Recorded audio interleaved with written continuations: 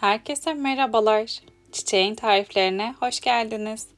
Bugün sizlerle evde tek hamurdan 3 çeşit pide tarifi hazırlıyoruz. Bu nefis pide tarifine geçmeden kanalıma abone olursanız çok sevinirim. İlk olarak pide hamurunun yapımıyla başlıyoruz. Bunun için 1 paket kuru maya, 1 yemek kaşığı toz şeker ve 2 su bardağı ılık suyu yoğurma kabının içerisine alıyorum. Ardından şöyle bir karıştırıyorum. Pide hamuru için normal un ve tam buğday unu kullanacağım ben. 3 su bardağı beyaz un, 2 su bardağı da tam buğday unu kullanarak hazırlıyorum. Siz isterseniz eğer tamamını beyaz un kullanarak hazırlayabilirsiniz. Şimdi yavaş yavaş un ilavesi yaparak pide hamurunu hazırlamaya başlıyorum. Elimle yoğrulabilecek kıvama gelinceye kadar spatula ile karıştırarak devam ediyorum.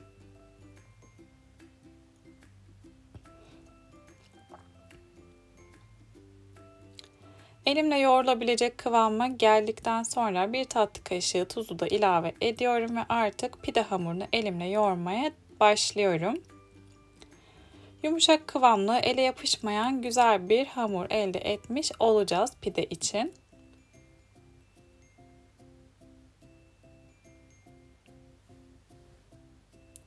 Hemen hızlıca yoğurarak hamuru toparladım. Gördüğünüz gibi artık hazır sayılır.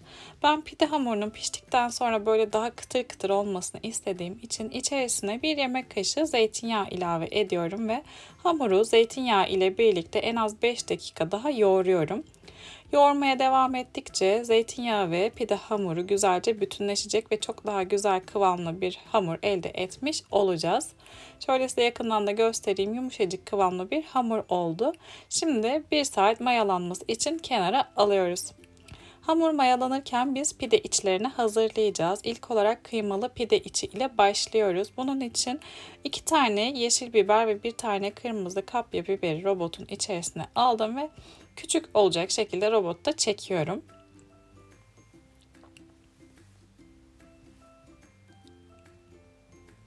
Bir tutam maydanoz, 1 tane küçük soğan ve 2-3 diş sarımsağı da robota aldım. Onları da aynı şekilde robottan çekerek hazırlıyorum.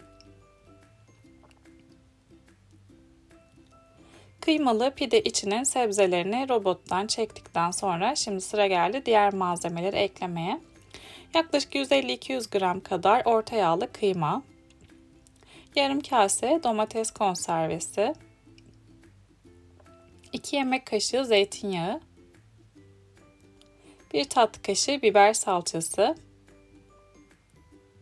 1 çay kaşığı kimyon, 1 çay kaşığı tuz, yarım çay kaşığı karabiber ve 1 çay kaşığı pul biber ekliyorum. Şimdi malzemelerin hepsini iyice karıştırarak kıymalı pide harcını hazırlıyorum.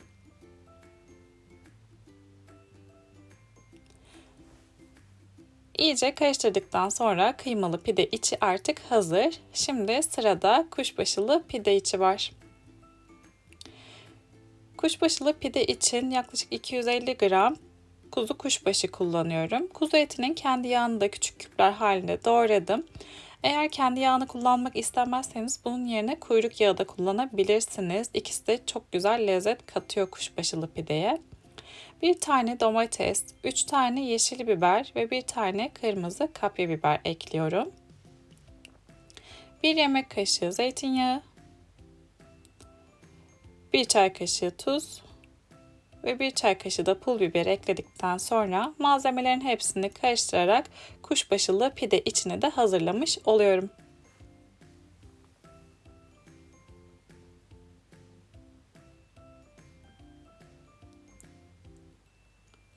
Hamurumuz güzelce mayalandı. Gördüğünüz gibi çok güzel bir şekilde kabarmış. Şimdi pide hamurunun mayasını hemen hızlıca alıyorum. Ardından hazırlamış olduğumuz bu hamuru tezgahın üzerine alıp birkaç dakika yoğuracağım. Ve daha sonrasında kesip hazırlayacağım. Şimdi hemen hızlıca rulo şekline getiriyorum. Ve toplamda 6 eşit parçaya kesiyorum. Her bir parçayı elime alıp yuvarlayıp beze şekline getirerek hazırlıyorum. Hamurumuz büyük olduğu için her bir pide bir insanı doyuracak porsiyonda büyüklükte oluyor. Dilerseniz daha küçük pideler şeklinde de hazırlayabilirsiniz. Hamurun bir tanesini hemen tezgaha aldım ve merdane yardımıyla uzun ince olacak şekilde büyütüyorum ve açıyorum.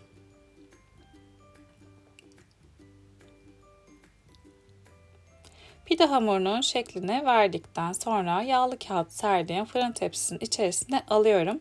Ve ilk olarak kuşbaşılı pideyi hazırlayarak başlıyoruz.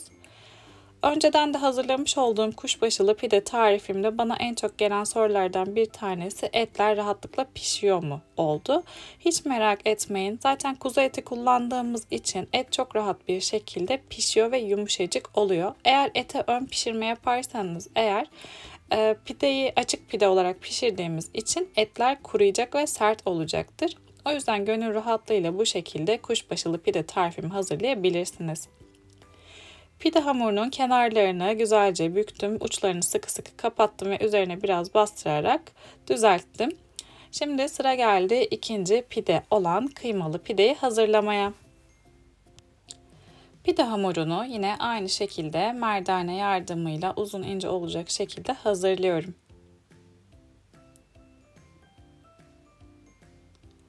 Ardından hazırlamış olduğum pide hamurunu hızlıca tepsinin içerisine alıyorum.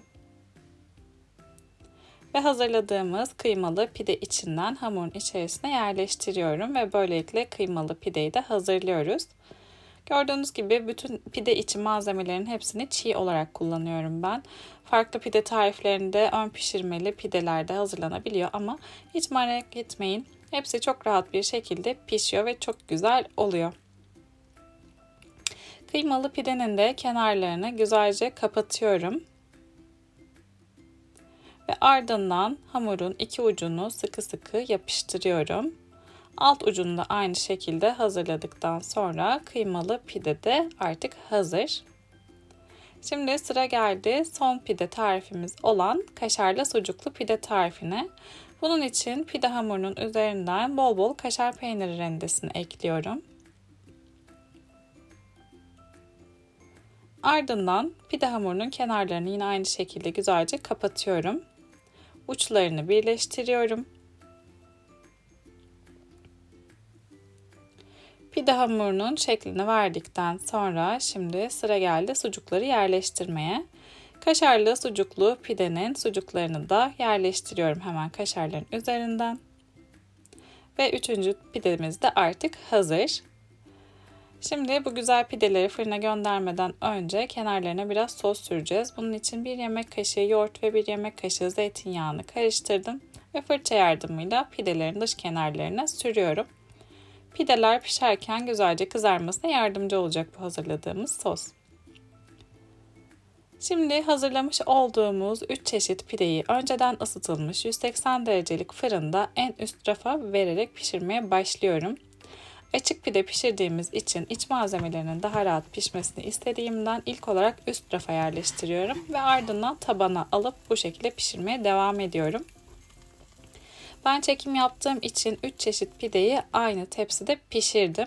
Ancak kaşarlı sucuklu pide diğer pidelerden çok daha önce pişiyor. O yüzden siz hazırlarken kaşarlı sucuklu pideleri ayrı bir tepside pişirirseniz daha iyi olacaktır.